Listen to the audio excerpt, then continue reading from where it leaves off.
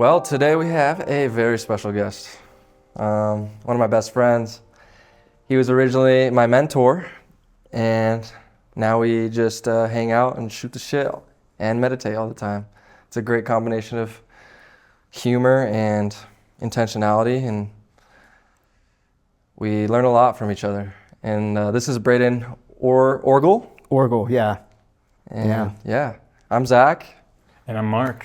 And welcome back to another episode 7. 7. Nice, man. Yeah.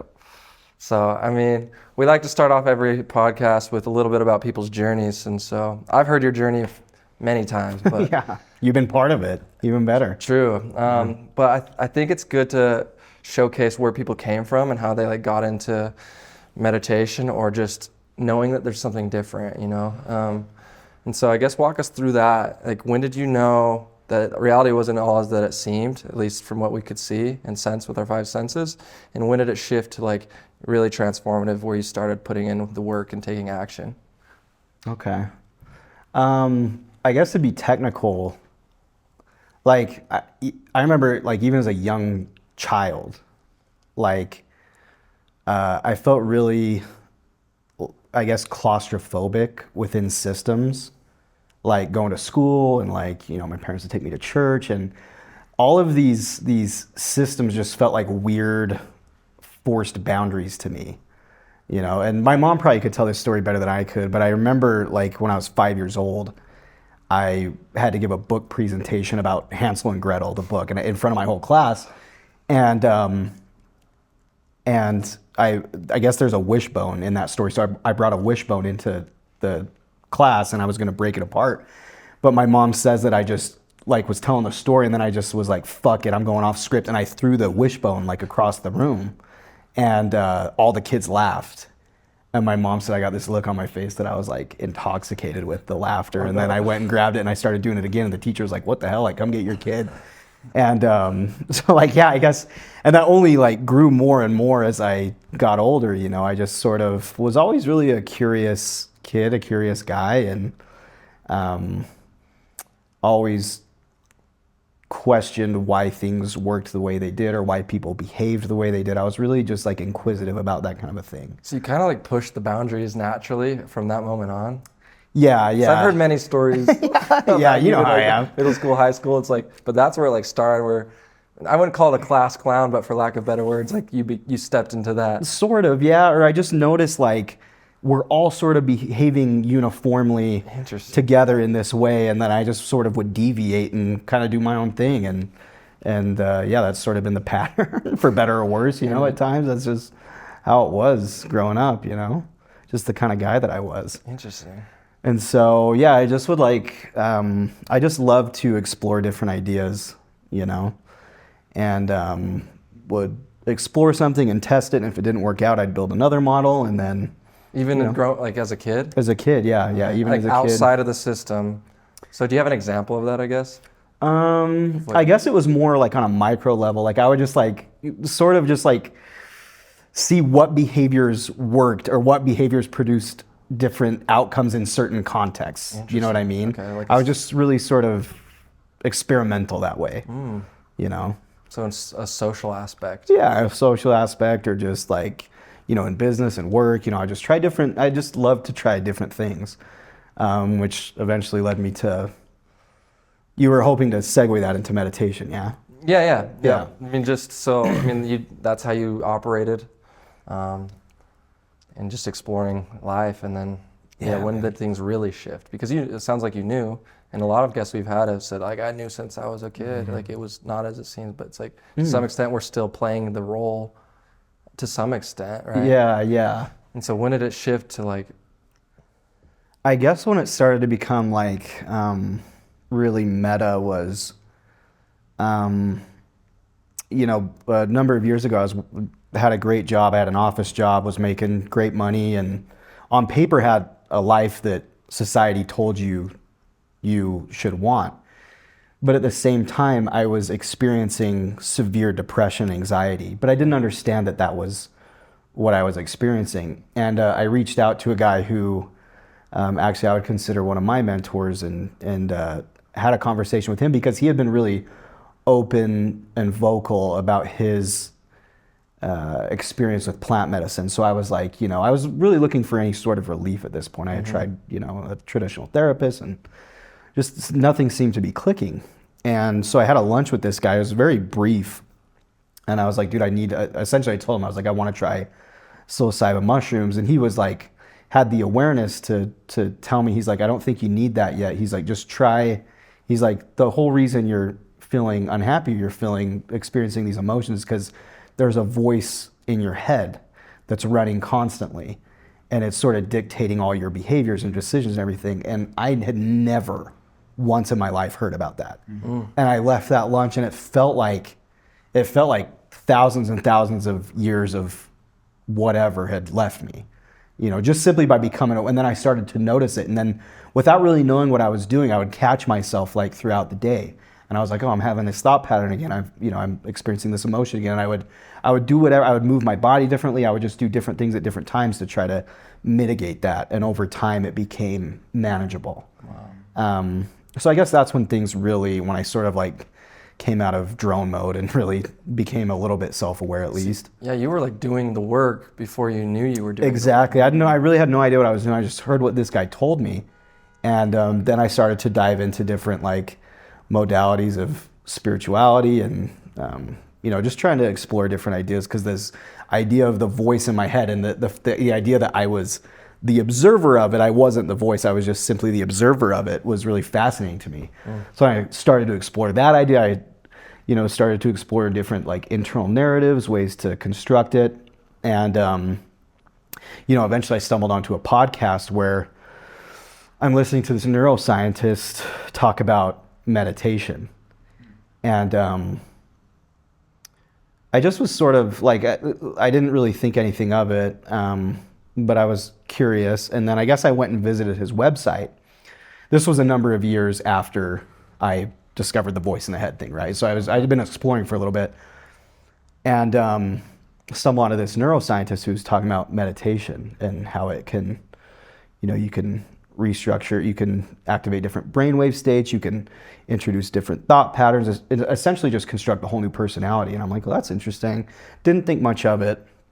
And then a whole load of things happened between that point and when I actually started to meditate. But essentially what happens is, you know, I go through this whole, at the time I was just recently divorced and had been through a whole thing. And I get an email in my inbox one day, and it's from the neuroscientist and his team about some meditation retreat down in Cancun.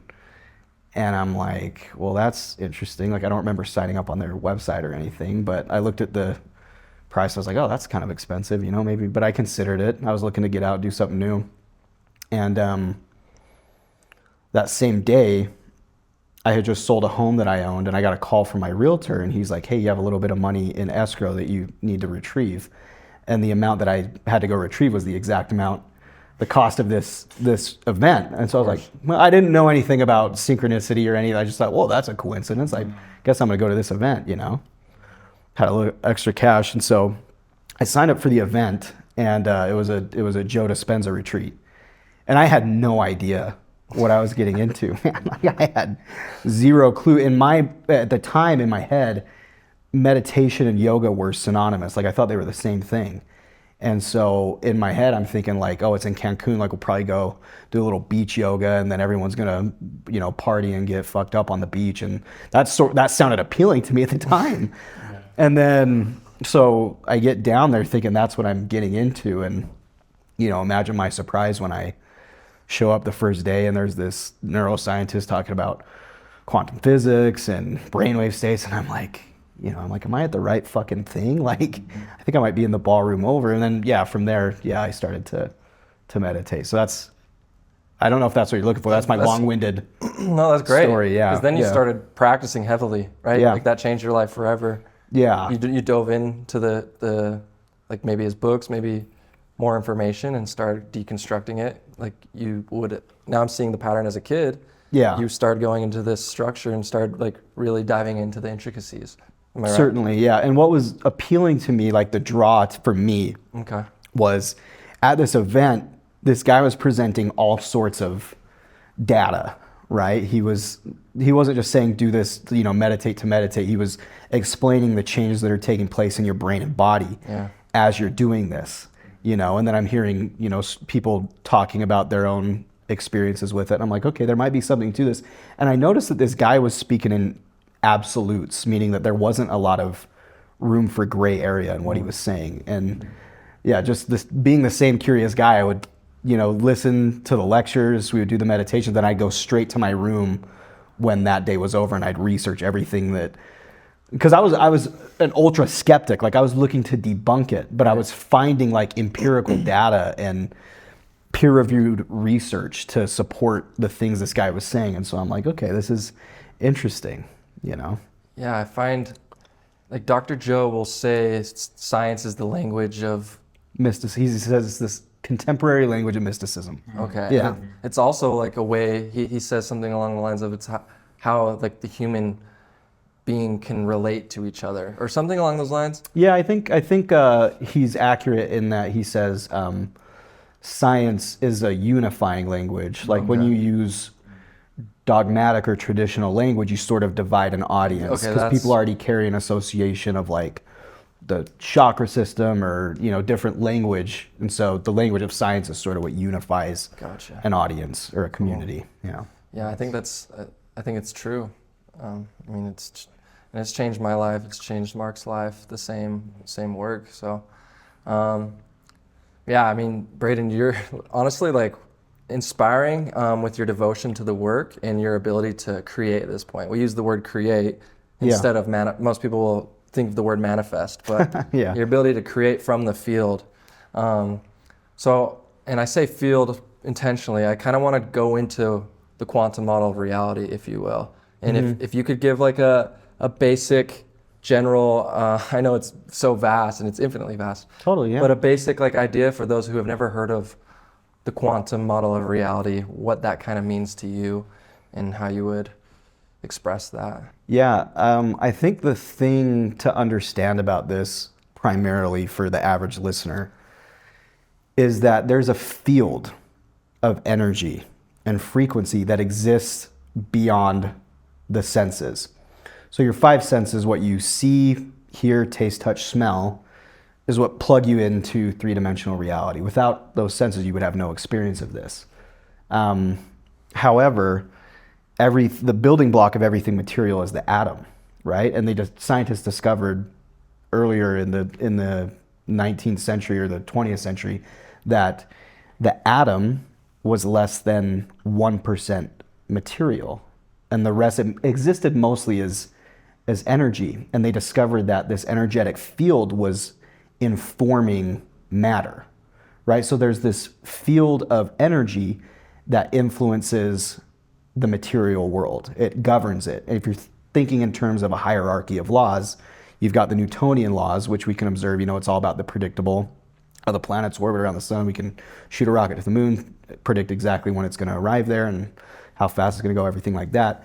But there's this higher law of the quantum law that governs everything material. And so scientists discovered, they thought the molecule was the smallest thing that we could observe, and then they broke it down to the atom, and then they noticed that these subatomic particles, the electrons, protons, neutrons, they didn't behave like the Newtonian world. So at its fundamental level, reality is quantum, and these subatomic particles do not behave like the massive Newtonian objects that are apparent to us through our limited five senses.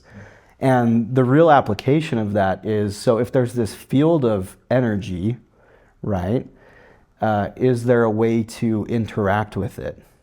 And that's really where the magic of meditation or a meditation practice lies, at least in my experience, is that you exist mostly there as pure consciousness. I think it was the quantum physicist David Bohm who first coined that term, that the quantum field was pure consciousness, right? So there's no bodies that exist there. There's no places. It's beyond time. It's this realm beyond time.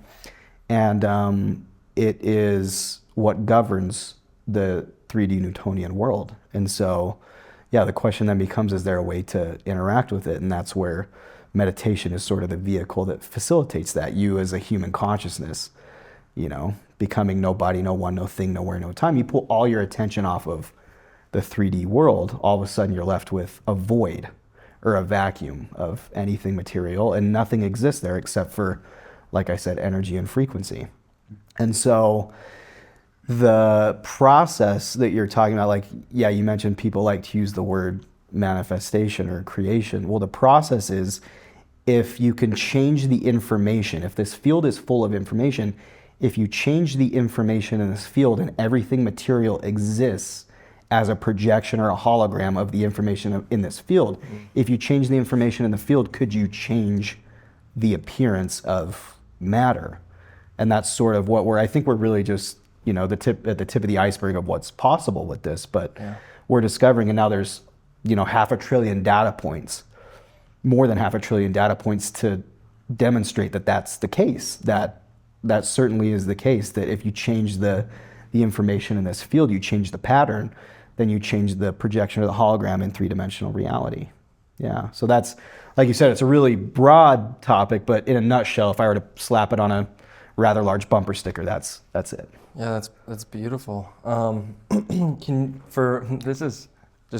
Can you describe or define information? Yeah. So a good analogy to think about this is, like, if you open up your desktop, you look at a bunch of icons, right, that represent applications on your computer. You're seeing a bunch of symbols. Behind those symbols, there's lines upon lines upon lines of binary code. That binary code is a good analogy for what I'm saying when I say information. So like the Matrix, I mean... Yeah, so yeah, that's a good way to think about it. Yeah. So there's information behind, so my senses are allowing me to see a symbolic representation, a very primitive symbolic representation of the totality of reality, right? Like I said, my senses are giving me literally less than 1% of reality, right?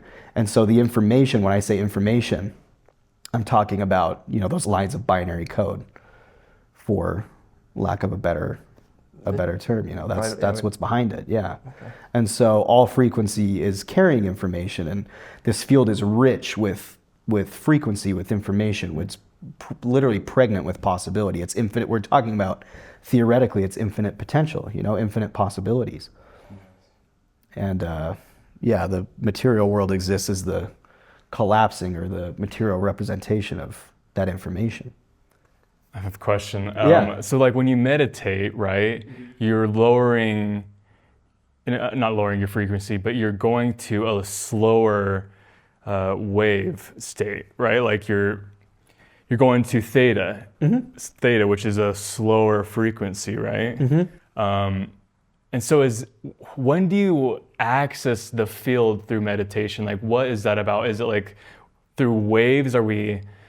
Since we're becoming more wave and less particle, are we becoming more connected to the quantum field when we meditate? Is that, you know, with waves and stuff? Yeah, exactly.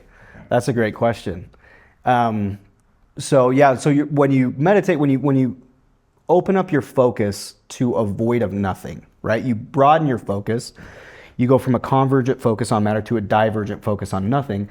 That slows your brainwave state down, right? So when we're in our waking day, we're constantly thinking about people, places, things, all the knowns, right? And when we're doing that, we're in what's called a beta brainwave state, and the brain's firing out of order. It's very incoherent, right? There's no order in the brain. You're just thinking about, I've got to do this, I got to send this text, I got to, social media, and all these clusters of neurons are firing in your brain like a lightning storm. When you close your eyes, you eliminate all the sensory information, you open up to a void of nothing, your brainwave state slows down. All of a sudden, these different compartments that were otherwise separate start to communicate in order and fire in harmony, right?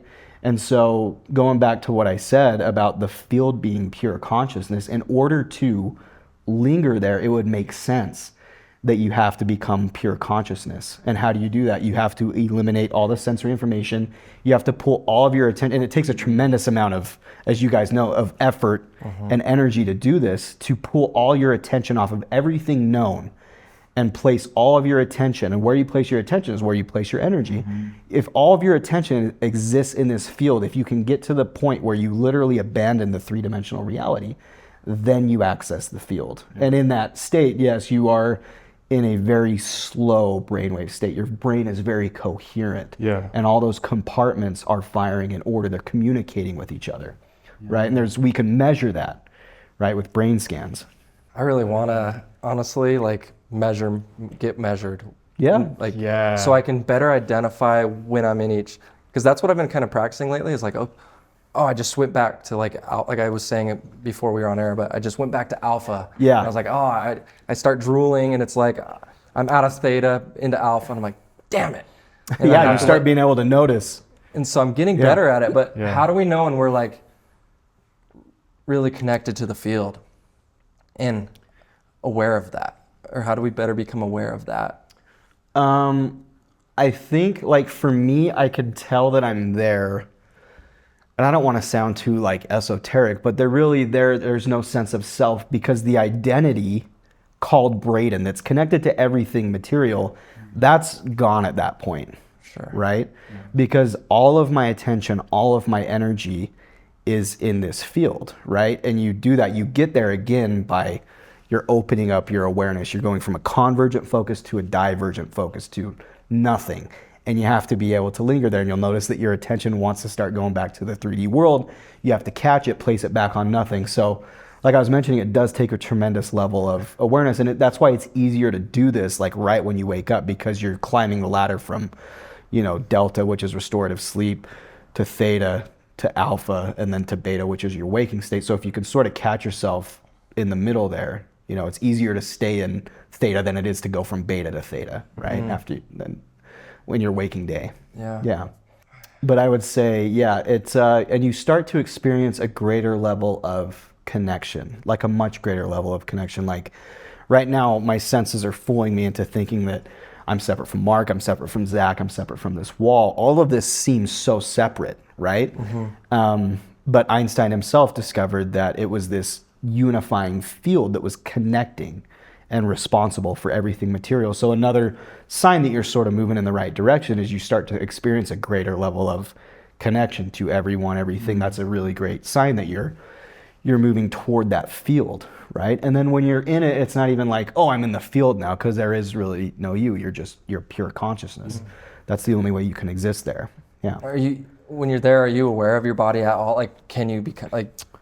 I mean, you can't, like, certainly if someone were to bump you on the shoulder or, or some attention were to be drawn from your environment, then yeah, it could take you out of it. But with the right practice and with the right tools, and it's not just me saying this, I want to keep iterating that there's a lot of data, like I said, 500 billion data points to suggest that all of the person's attention is off there. But like the thinking neocortex, the autobiographical self, shuts off completely. There's no activity there when they measure this.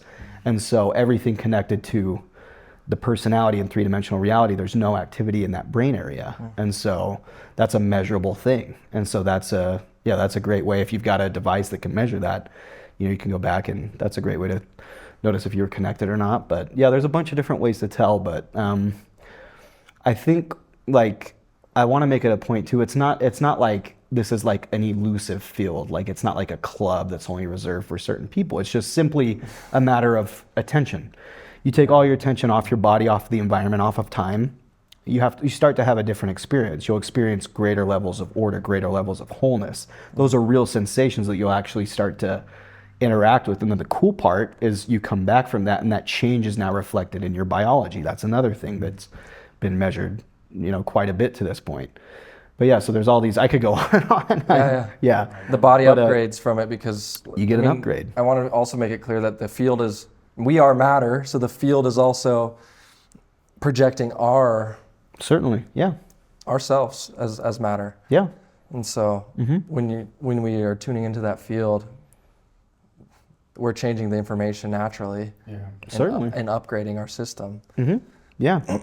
Yeah, that's a real thing that's taking place. And that's where, a lot of these spontaneous remissions come from, is in this field. The deeper you go into it, the closer you're getting to the source of everything material. And there's so much order, there's so much syntropy, so much wholeness that exists there, that just if you interact with it, you come back and that changes literally reflect in your biology. You know, people who have these interventions, there's, you know, the tumor's there, now it's gone, or the condition's there, now it's gone, from one moment to the next.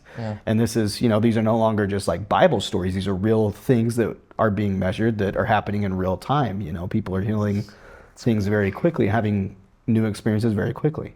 Yeah. Oh man, I love you talking about it. Like, it just gets, my fingertips are like tingling from You're ready to go into it. Because I'm like salivating, because I'm like, oh, this is what I know, like Joe's work, and like you really studied it, so it's really cool. I have like a quick kind of side question with frequency and vibration and connecting to the field. Like for me, when I'm meditating, like I can kind of I'm in that theta state, but I'm also experiencing, you know, visuals, blue, I'm seeing blue, and I'm also vibrating at the same time. So like the more I've meditated, the more I become literally more wave and less matter.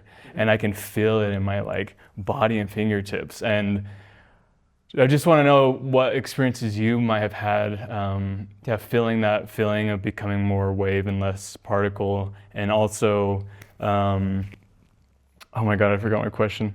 That's mainly it though.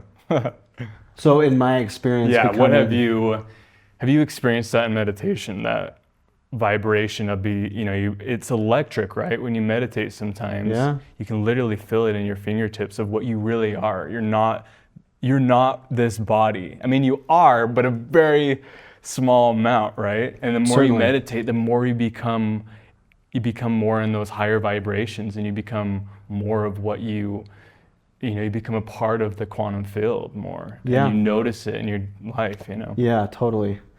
I'll say this, I've had many experiences now of myself that have nothing to do with Braden, have nothing to do with it. And like we were talking about, the more you interact with this field, right? Because it is a real living entity, right?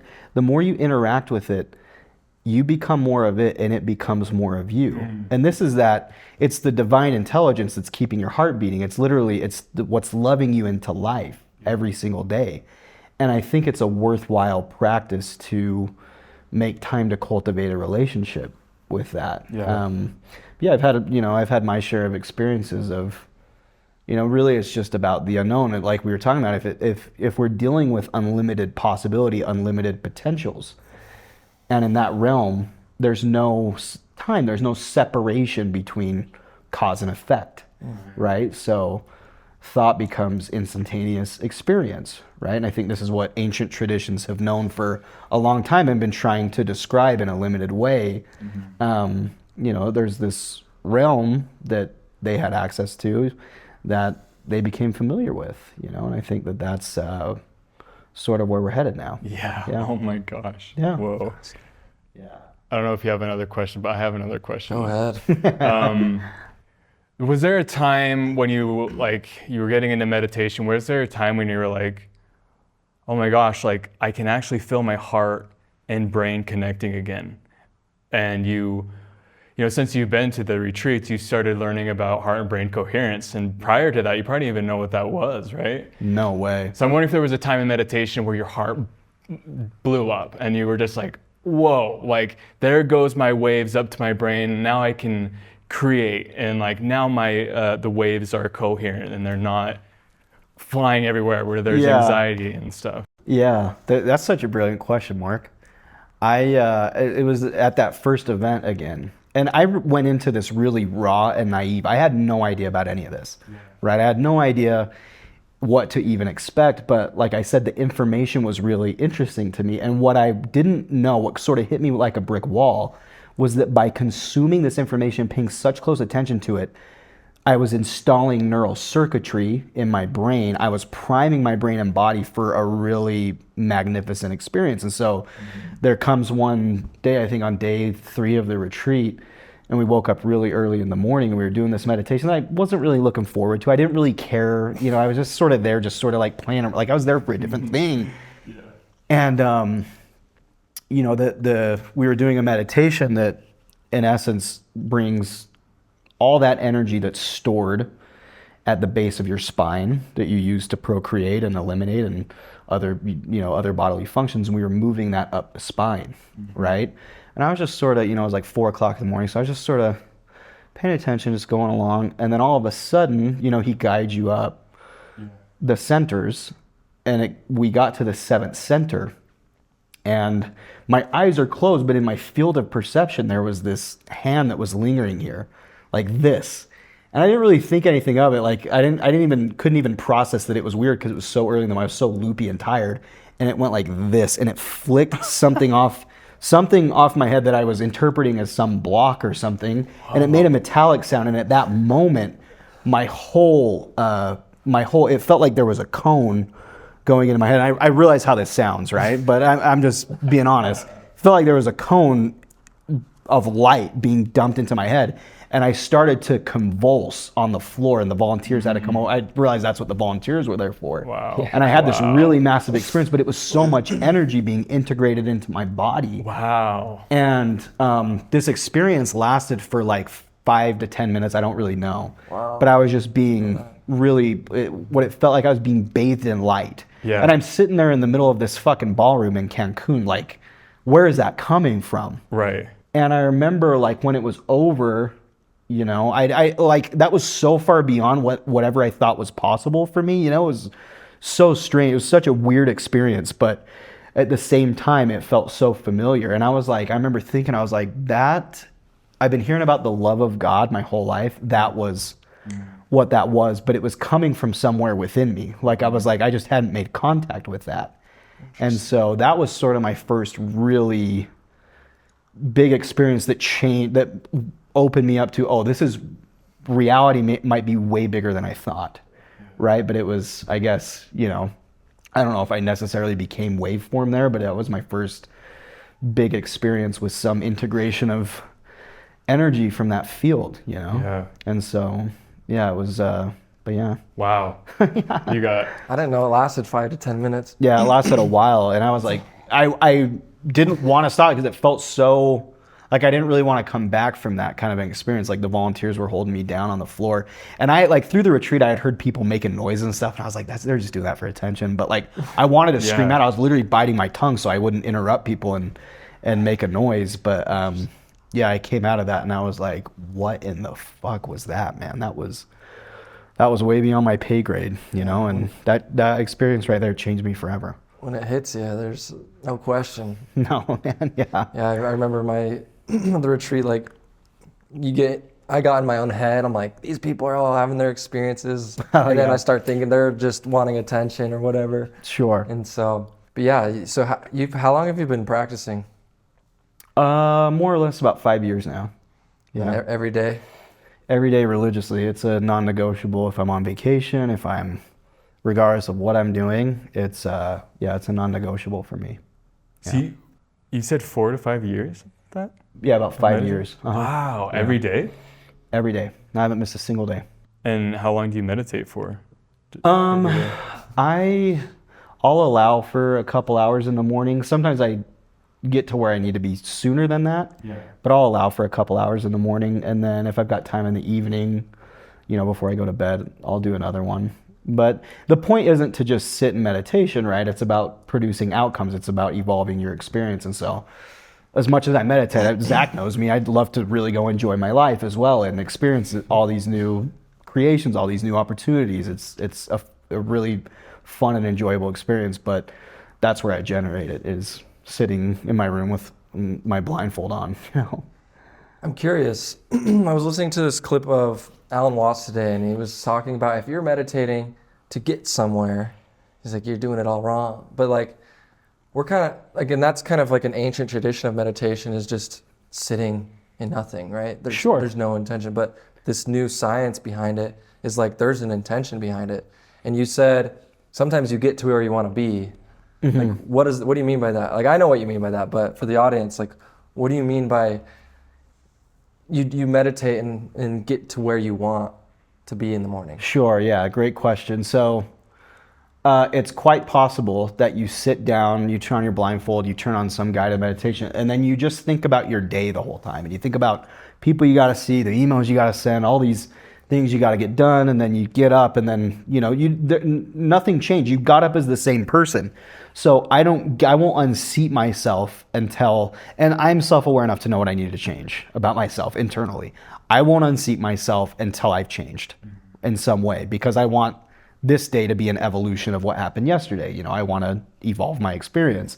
And so it's not necessarily getting to a place, right? Even though I have practice enough to where that field is accessible, but it's more about, I'm not going to unseat myself. If I get up as the same person, I'm going to produce the same experience that I did yesterday. And there are certainly things in my day-to-day life that I enjoy that I want to keep in every day, but yeah, I want to leave room for the unknown. And I understand that if I invest, I started to look at my attention as an investment. I looked at my attention as a currency. So if I invest my attention in the unknown, I should produce an unknown. I should have a new experience. And so if I sit there and, I've got plenty of things to get to, plenty of whatever, I won't unseat myself. And my body knows this by this point. I won't unseat myself until I've experienced something unknown. I've changed something in some way.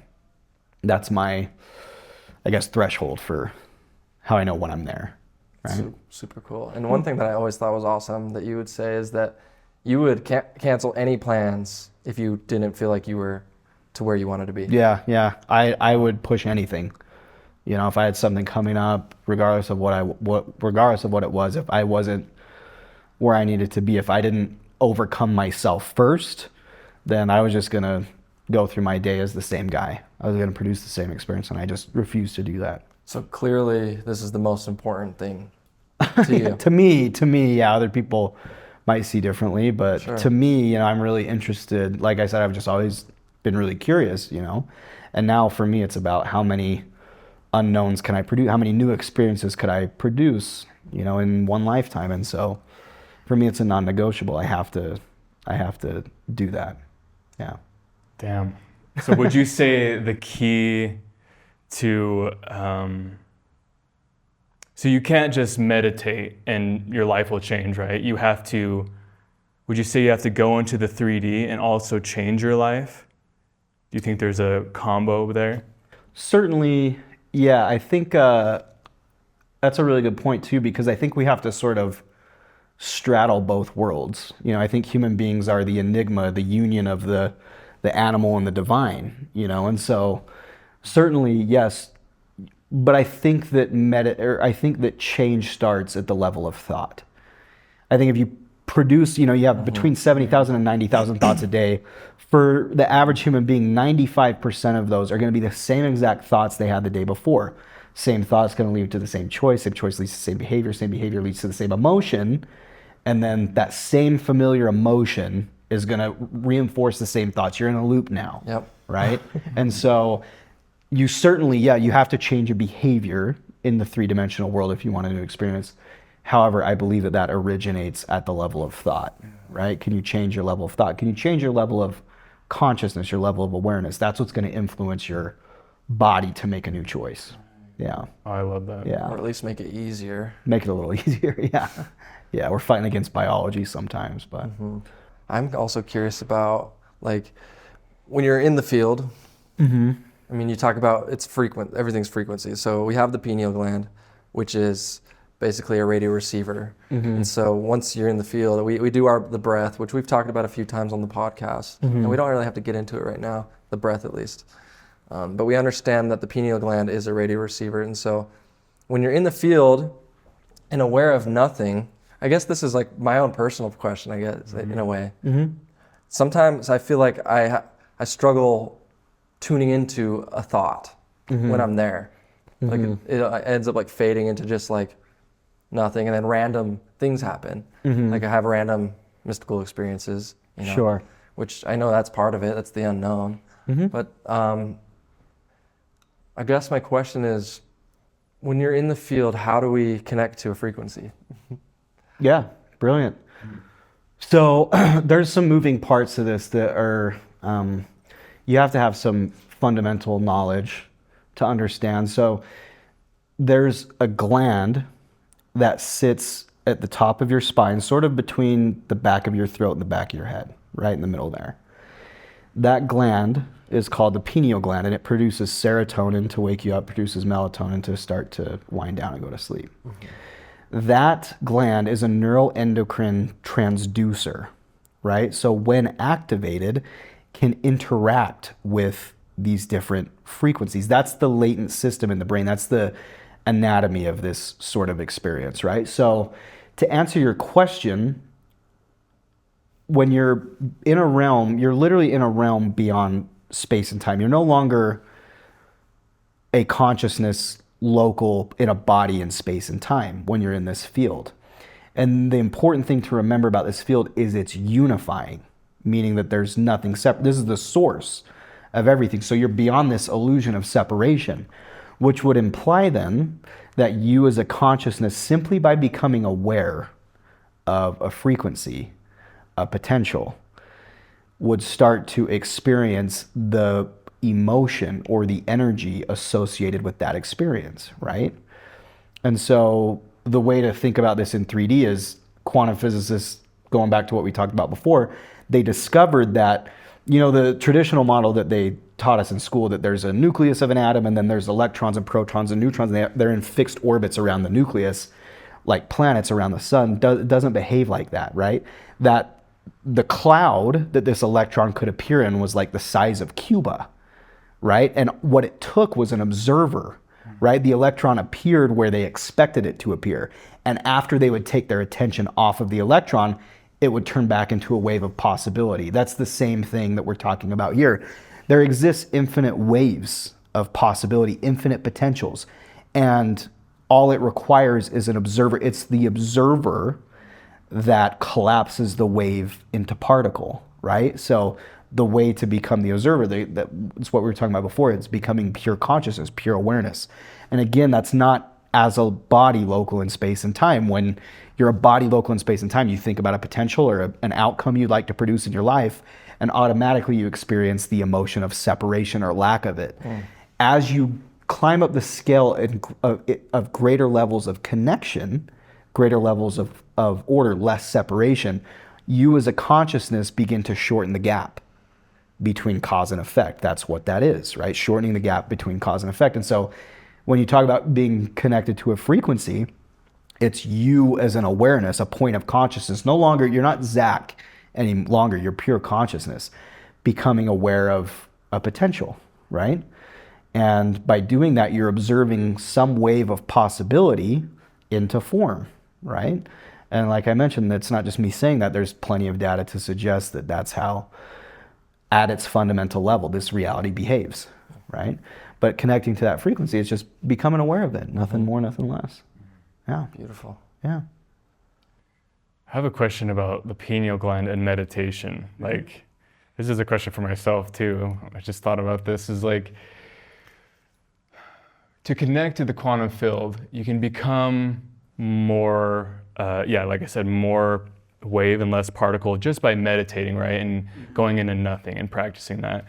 But I'm wondering, obviously by pushing that energy with the breath that Joe teaches and other people up to the pineal gland and opening up your chakras that have been closed off for many years probably and I'm wondering, by us accessing the pineal gland, it must also enhance your meditations too. I think so, because I feel like the more I have done the breath, I start connecting with vibrations and other beings and stuff. And I'm wondering, if people didn't practice the breath, if it would be a different type of meditation. I also think that with meditation, the more you meditate, the more you can open up or activate your pineal gland without even knowing it, without even having to do that breath. I think the breath makes it quicker, but I've heard of people that have had spontaneous, just third eye openings through meditation. So I guess the question there is, does the pineal gland enhance our meditations? It obviously enhances our life. Sure. During the 3D day, right? Sure, yeah. I'm curious what you think.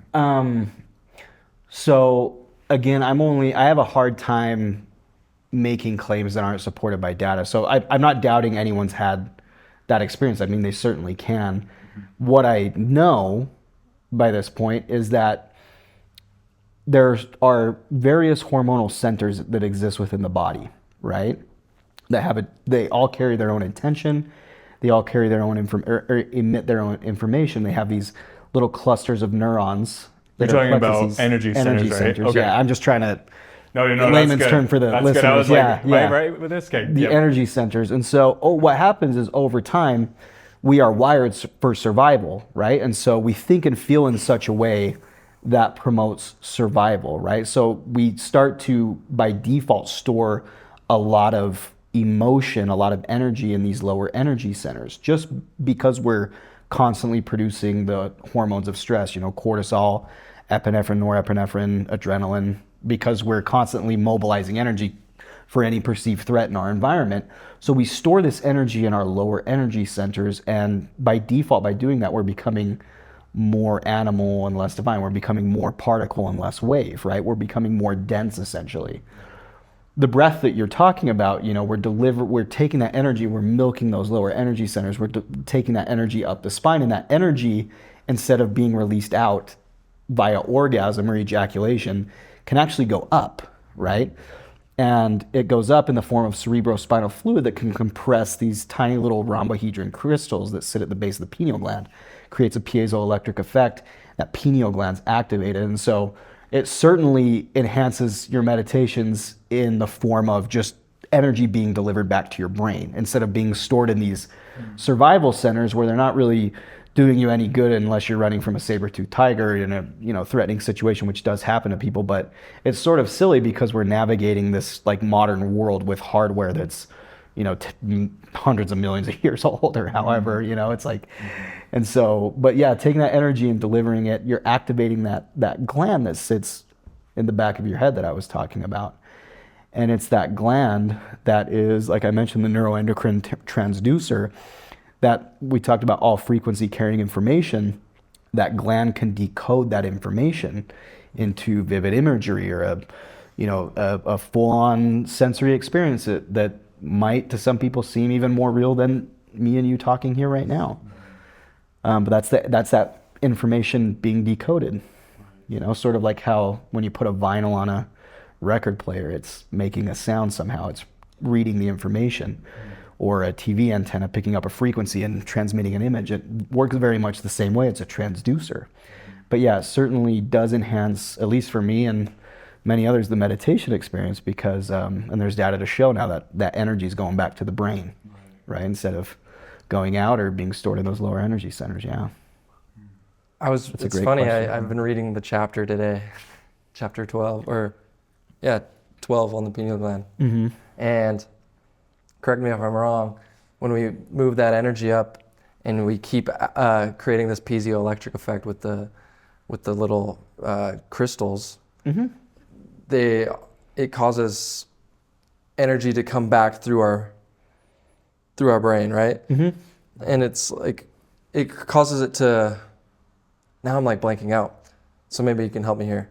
But it causes the crystals to vibrate, creating the effect, which is interacting with the electromagnetic field, which is like interacting back and forth, which is like expanding and stretching the crystals to Certainly. Create a bigger electromagnetic field. Yeah. Which ultimately means you're creating a bigger magnet within yourself. Around yourself. You're talking about the reverse torus field. Yes. Yeah. So that comes back in through the pituitary gland that's more toward the front of your head.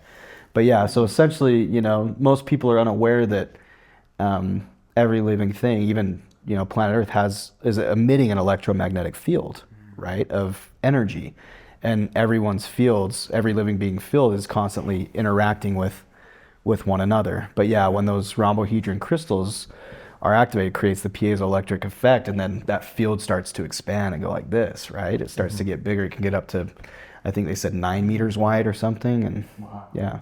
So that's probably why if you do the breath or you do work on activating your pineal gland, you are going to become a little bit more connected because your field is bigger. And I feel like you magnetize things more. That's maybe just my opinion. And I'm learning every day because this has only been like a year and a half. But Certainly.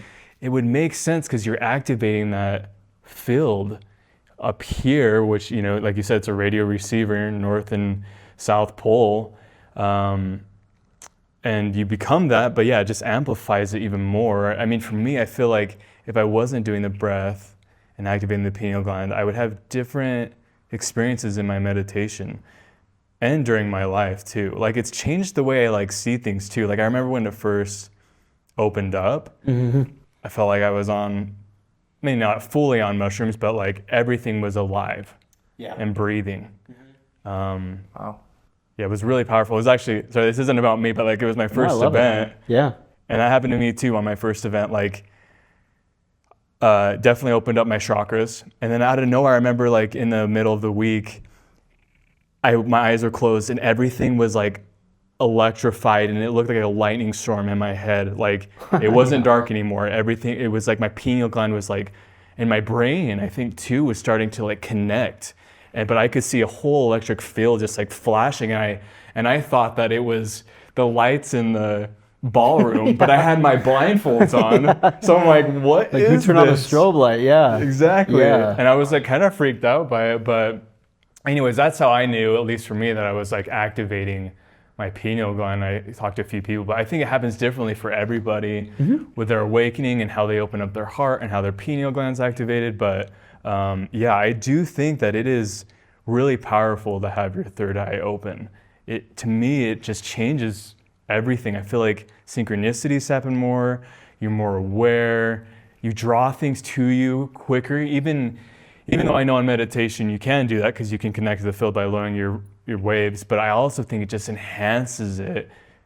But you do also, if you want to attract something to you, you have to change your emotional state. You can't be living in lack every day, right? Yeah, sure. I mean, you know how that goes. Yeah, I mean, and it kind of goes back to, the field effect that we were talking about, but the heart, when it's activated, actually has a measurable magnetic field, right? It's magnetizing. And thoughts create an electrical impulse. So by thinking and feeling in a certain way, you are broadcasting an electromagnetic signature.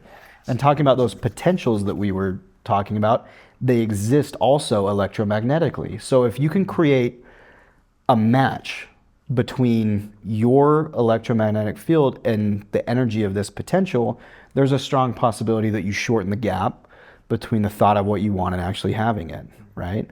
And these are all measurable things. We can measure brain coherence, we can measure heart coherence, and the stronger the signal you can emit, and you were talking about the field, you're broadcasting new information now into this field. Most people are unaware of this exchange of information that's taking place. You're both sending and receiving information from the field constantly. So the question becomes, if I can change the information that I'm broadcasting in this field, that's why I think meditation to me has been the greatest tool for change. If I can change the information I'm broadcasting into this field, could I actually produce a space-time event? Could I actually collapse a wave into particle? Is that a possibility? And like I said, there's so much data now to suggest, yes, that's the case. Could I become a more coherent observer? We talked about the brain compartments being really synchronized. The same thing happens when you place your attention in your heart. The heart starts to beat very rhythmically. They're all measurable things that we can measure with EKGs and EEGs and everything. But the brain and heart get really coherent. You're emitting a strong signal now. And then all of a sudden, that's when the things start to happen without your real conscious doing anything, right? The synchronicity, the new opportunity, the new relationship happen, whatever, whatever it is that you think that you're after, that's the process, right, of creation. Yeah.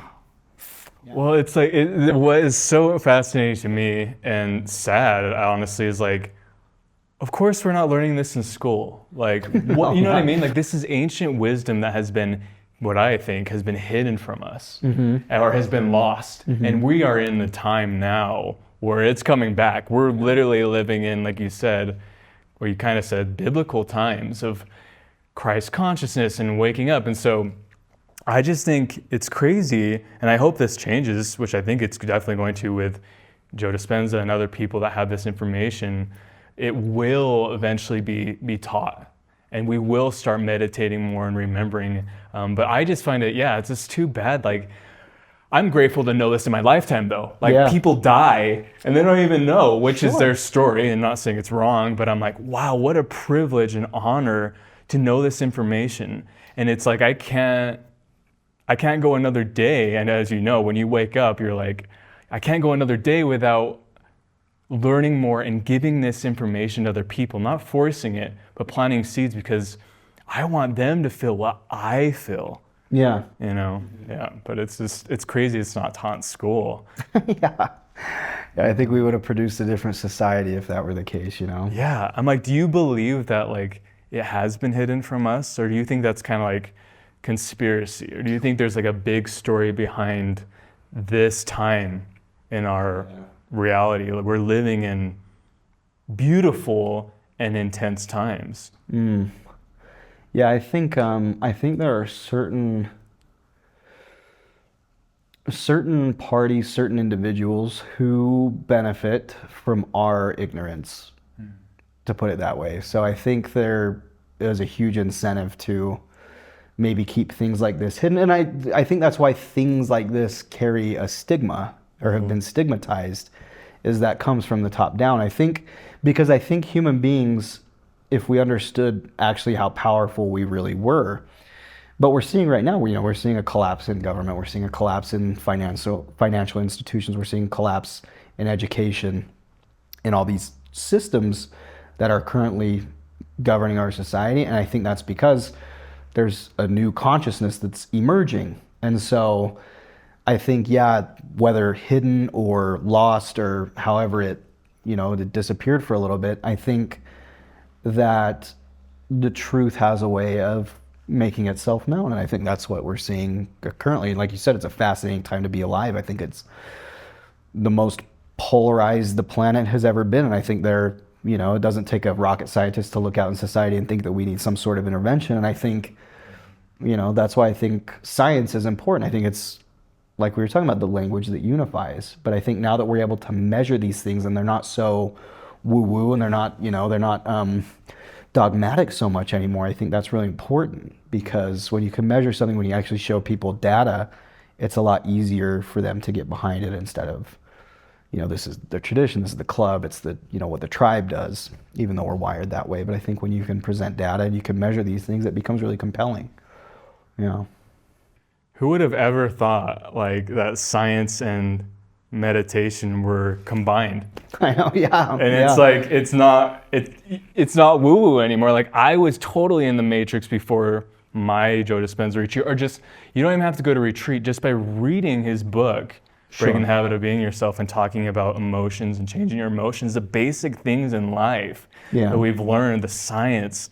And then you realize that they're connected, and you're a mystical being, and like, it's beautiful. And I think you're right. Like, the more we have the science behind it, the more we're going to start realizing that it's not woo-woo. This is who we are. Right, yeah. And we have forgotten for so long that we're mystical and like multidimensional beings that can live in love and joy all the time, I do have one question while talking about that.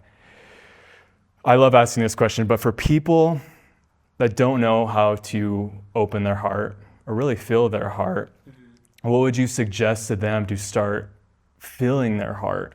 Maybe it's meditation or whatever. For me, it was understanding that the heart and brain coherence, and sitting with my body and focusing in on my heart and thinking about my heart. So from your perspective, what would you tell people if they were struggling opening their heart or trying to have higher vibrational thoughts? And because I know people that they've never felt their heart really, or they're confused on how to access elevated emotions because they're stuck in their lower centers. Yeah, I think it's easy to complicate things we don't understand. We tend to do that. So this isn't like a complicated process. It's funny because we feel with everything but our heart many times, and we live much of our life with our heart closed, and maybe we have an experience here or there, or a stimulant that opens it, but it's physically closed. Like, right? Yeah, it's not metaphorically, like the heart beating out of rhythm. Yeah. There's not a lot of blood flow. But the simple act of like, to put this practically, like if there's a listener who doesn't feel like they've felt heart-centered emotions in a long time, just by sitting down in the morning, you wake up 15 minutes earlier before you go to work and you close your eyes, you turn on some soft music. If you just put your attention right there, it will open. That because where you place your attention, where you place your energy, you're going to activate that center. You're going to actually start to, and the hypnosis is thinking that something out there is going to do that for us. We need a partner to feel it, or someone has to come along and make our day. No, you can do that to you. That's your power. It's your right. So if you were to sit down before you go to work or start your day or whatever, and you just take a moment and understand that your heart actually has a consciousness. It's a little mini brain, clusters of neurons around it that produce a consciousness, produce a frequency. Your heart will speak to you. Your heart will actually start to communicate with you, and then all of a sudden the heart informs the brain, and then you've got the little love affair going on there, and all of a sudden life's more enjoyable. But oftentimes we just wait for something out there to do it. But if you were to just sit with yourself, it doesn't even have to be a guided meditation. You just put on some soft music with no lyrics, and you put your attention in your heart, you're going to start to feel with that center, right? It's funny you ask that, because I remember at my first event, like, the meditations would start with placing your attention in your heart. I had no idea about the heart center. I was putting my attention on my anatomical heart, like on the left side of my chest, and I started to notice I was like, oh, I've never actually like felt my heartbeat before. I've never felt my own heartbeat, and I would start to experience it and get familiar with it. But if it's about making the time to do it. So what's the difference then between the anatomical heart and the heart center? So the anatomical heart obviously is the one we're familiar with, the one in on the left side of your chest, but the center is associated with the thymus gland, and it has a cluster of neurons, right? That produces oxytocin, produces the hormones we associate with love, right? And so that's the actual center. That's different from the actual organ. Whoa. That is your anatomical heart. Yeah. This shit's fascinating to me, because everyone talks about chakras, and I love the metaphysical woo-woo part of it, but there's a physiological brain in each center that's producing chemicals. Certainly. Based on signals that the brain is sending. Exactly, yeah. It carries its own consciousness. The heart carries its own consciousness. Each center carries, in essence, its own consciousness, and once energy moves right there, it goes straight to your brain, and then all of a sudden these higher centers are activated. You start to evolve. You start to think differently, feel differently, behave differently. That's the evolutionary process. But it's a matter of attention and energy at the end of the day. If you put your attention there, it's going to open up. Yeah. Wow. I'm so glad that you mentioned that and you asked that question, because for me, like, I didn't really think about that. These centers are. I didn't know that either. Yeah, wow, they're brains, and I knew that from what I've learned. Sure. But I was thinking, like, because he has you place, even with other people, you place your energy on your chest, right, the middle. Right. And I was like, well, that's not really where the heart's located. But I get what you're saying now, and. So it's not like you do want to focus in on your chest in a way. You don't want to focus necessarily exactly on your heart. I mean, you could eventually, but to get it flowing and moving and activated, you focus in on your center of your chest. Mm-hmm. Wow. Yeah.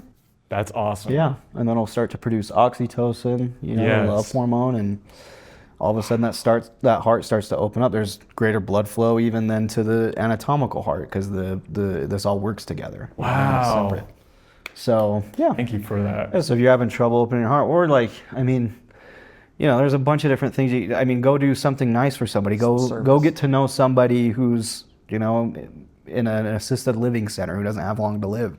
Yeah. Things like that'll open your heart too. You can do it however you like, but well, you don't need anything outside. I love that, because it's true. It's like, do something that causes those elevated emotions. The issue with you make the choice. Like, at the end of the day, it's about you. Are you gonna change to feel those elevated emotions? Because a lot of people are like, I can't feel my heart, and I'm like, go do something different, and they won't do it. Right. They don't do. And it's scary, because we're so used to being stuck in the same thing every day, the same pattern, same emotions. But you specifically have to make the choice to change. No one can do it for you. Right. That's what I've had to learn. Certainly, yeah. Sometimes that's a tough lesson to learn. No one can do the push-ups for you, so. Right, and it's like we've learned this in our life too, and from therapy in general. they tell you have to do it change, and we don't listen to that. But that really is the key to becoming a new person and to filling your heart and to becoming more of a mystical being, is by fucking changing your energy. It's just, Yeah. it's so cool. But yeah, thank you so much for bringing it up that way, and I love what you said. Man. That was a great question. I just want to break down how simple it also is. Because we, like you said, we tend to, as humans, overcomplicate everything. So change is actually very simple. Dr. Joe is very adamant in the fact that how we think, how we feel, and how we act creates our personality. And so you were talking at the beginning of the podcast, before you started the work, you were told that there's a voice and becoming aware of that voice. And we also talked in the middle where the thought creates a feeling, creates a thought, creates a feeling. So we literally have the power to become aware of the thought before it becomes a feeling and change it. Yeah. And then cultivate an elevated emotion from a new thought. Certainly. Yeah. So that has to do with the mind-body connection. So every time you have a thought, consciously or unconsciously, you're producing a cocktail of chemicals within your body. So that thought's producing an emotion. And what happens is over time, we get so used to thinking and feeling in a certain way that the body just resigns to that emotion. And, you know, you've talked to the person who seems to complain about so many things. Granted, people do experience injustice, but the chronic complainer who everything's bad is always happening to them. No new information can enter the nervous system of that being that is not equal to their state of being. So if their emotional state, let's call it complaint or guilt or whatever, there's thoughts that are reinforcing that emotional state, right? And the body just has resigned to that state, and no new information. They could have a brand new experience that wouldn't even touch them because they're just not moving from that state, right? But it is quite possible, as you meditate, as you become a little bit more self-aware, that thought never makes it past your brainstem. That's what's happening physiologically. You're actually catching that thought before it's converted into chemistry. Right. And that takes a tremendous level of aware. It's so much easier to just go unconscious, to just have the same thoughts you had the day before, right? But you're actually catching that thought before it passes your brainstem. Then it's not converted into chemistry anymore. Now you're retiring the old self in some way, and you're becoming a new self, okay? If I don't want to surrender, if I don't want to succumb to that thought, what's a new thought I could have? And it's important to emphasize your brain and body are so objective that they don't know the difference between an emotion that was caused by something outside of you and an emotion that you conjured up by thought alone. You get present enough, your body will actually start to believe that it's living in a new environment, right? And so over time, that's how the actual biological change happens in the human being. And it can become your natural state of being. Exactly, yeah. Then all of a sudden you can condition your body to joy, to freedom, and all of a sudden you don't need anything outside of you to produce that emotion. You're self-regulating now, right? You're now the commander of the ship. But what happens so much is, the body takes over, the servant actually becomes the master, and then your body's running the show, right? And it's so conditioned to a certain emotional state, to a certain state of being, that that unknown, that new emotion is going to feel so unfamiliar. We'd just rather stay safe and in the known and live in a lower level emotional state, whether that's anger or whatever you've conditioned it to feel. And meditation just helps break that process, helps break that connection. All of a sudden, you're no longer firing the same neurons in your brain. What no longer syncs in the brain no longer links in the brain. So you're actually deprogramming. You're actually eliminating these neurological connections. You're forming new ones. You're actually starting to form a new personality now. And that's when the new person emerges. New personality creates a new personal reality. But you have to interrupt that connection. And me and him, we talk every day, about, we're like, today I've kind of been going through it, it's been a more challenging day. And it's like, 25 years of programming, whether unconscious programming of living in a state of being associated with fear, all those emotions. It's like, okay, if we were unconsciously programming that into this system, it's like, now we're consciously programming ourselves. Right, so yeah. It's like, it's clearly not gonna take 25, it's not gonna take me 25 years to master a state of joy. And like we're proving that, right? Yeah. Which is so cool. And I just like, that's really the message that I'm passionate about is, and that we all are passionate about, is that we can practice feeling different. Yeah. Yeah, yeah. You could change your emotional state without needing anything outside of you to do that for you. No person, it's not a drug, and like I mentioned, there's plenty of data to support that's the case, right? The body's now creating new chemistry. There's new hormones being released into the system, and just by thought alone. Yeah. Because when we were working together, I would like be in my shit or whatever, like something would come up, something would happen, and he'd be like, it's got to come up. And I want to break this down a little bit. Like what were you meaning when you would say like this emotion has to come up? Yeah. So your body's going to show you really quickly in this process what you need to get rid of, right? When you're trying to cultivate a new emotion, when you're trying to cultivate a new state of being, it's really hard to hold guilt and joy simultaneously. And so when you sit down and you close your eye, you're blindfolded, you're going through a meditation, you're sitting in the face of that emotion. There's nowhere to escape. You can't pick up your phone. I mean, theoretically, yeah, you could, but you're now sitting in the face of that emotion. And your body you're becoming aware of your old state of being, right? And call that emotion whatever. They all kind of feel the same. All those lower level emotions essentially feel the same, right? With a different variation, a different hue. But you're sitting in the face of that emotion. So like when you were first beginning, and this happens with a lot of beginning meditators, is you sit down and you're lighting a match at a dark place. Something you've never looked at before. You've never looked inward, right? Maybe a little bit, but not so much. Now when you sit down, you take away all the sensory information. There's nothing to distract yourself. All of a sudden, you're just left with how you think and feel. And all of a sudden, you're noticing these patterns and the body influencing the mind and the mind influencing the body. And that's what I mean by that has to come. You have to become aware. You can't consciously change something that you're not aware of. You know what I mean? And so like whether that's a meditation or you're noticing it throughout the day and you're thinking, man, like I am really feeling like shit.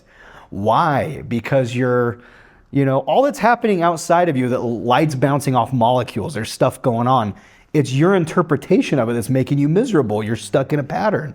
And so like you're something goes wrong, you think, oh God, it's because I'm so much this, I'm so much like my dad or my mom or whatever the dialogue is. Yeah. That's what I meant by that. You have to become aware of that because you can't change it until you do. And so like that's the process. This isn't a glamorous process, by the way. It's like it can be very grueling and very difficult at times because you're, like I said, you're lighting a match in the dark, but you're becoming aware of something that you need to change, and that's a really uncomfortable feeling. Yeah. And that's why most people don't want to do it. It takes a lot of effort, it takes a lot of energy to do that. But like we said, it's the most important work there is. Sure, yeah. In our opinions. Yeah. I mean, I'll speak for myself at least. Yeah.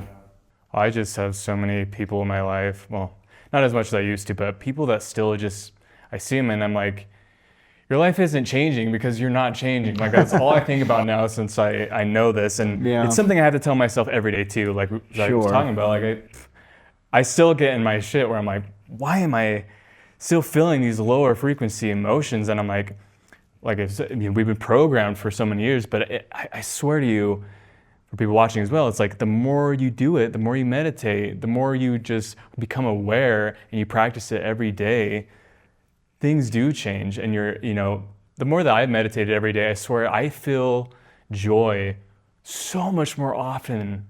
And it just keeps adding up and adding up. Like there'll be days where I'm just like sitting or thinking or just chilling, and all of a sudden my heart will just like blow up. Like I was in Hawaii and me and my friend were just like chilling in our Airbnb, and all of a sudden I had a full-on trip. Like my heart was like being filled up with oxytocin.